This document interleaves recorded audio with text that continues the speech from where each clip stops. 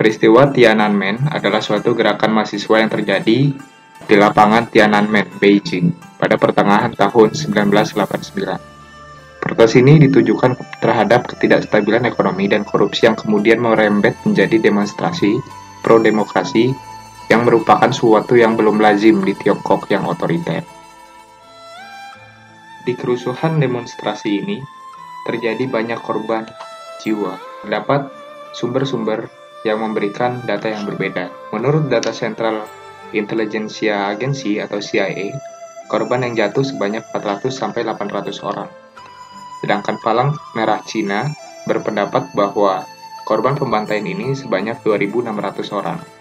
Sedangkan menurut informasi dari mahasiswa dan para demonstran, jumlah korban yang dibantai militer Cina berjumlah lebih dari 7.000 orang. Faktor-faktor yang menyebabkan kerusuhan ini yaitu, yang pertama, keinginan para intelektual akan adanya keterbukaan politik.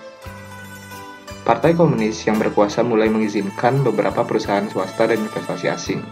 Pemimpin Deng Xiaoping berharap kebijakan itu dapat membangkitkan perekonomian dan meningkatkan standar hidup. Namun, upaya itu dicederai praktek korupsi, sementara pada saat yang sama meningkatkan harapan adanya keterbukaan politik yang lebih besar. Partai Komunis terbelah antara mereka yang mendesak perubahan lebih cepat dan kelompok garis keras yang ingin mempertahankan kontrol negara yang ketat. Yang kedua, munculnya isu demokrasi di kalangan mahasiswa di Cina.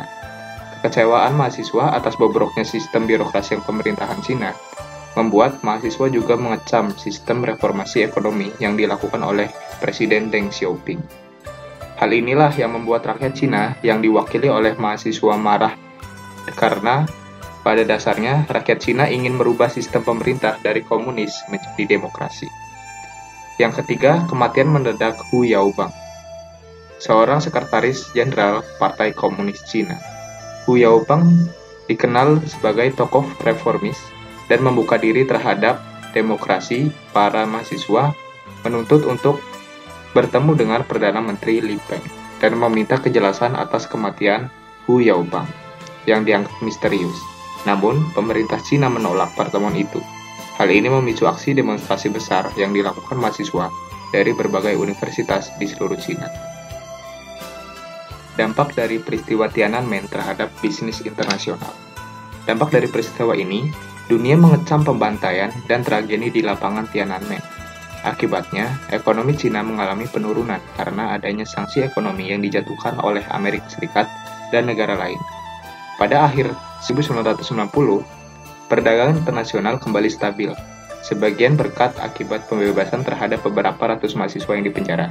Meski begitu, tragedi lapangan Tiananmen tidak pernah bisa dilupakan dunia. Selain itu, Republik Rakyat Cina mendapat nilai merah dalam hal penegakan hak asasi manusia di negaranya, dikarenakan banyak pelanggaran-pelanggaran HAM dilakukan saat peristiwa Tiananmen itu terjadi.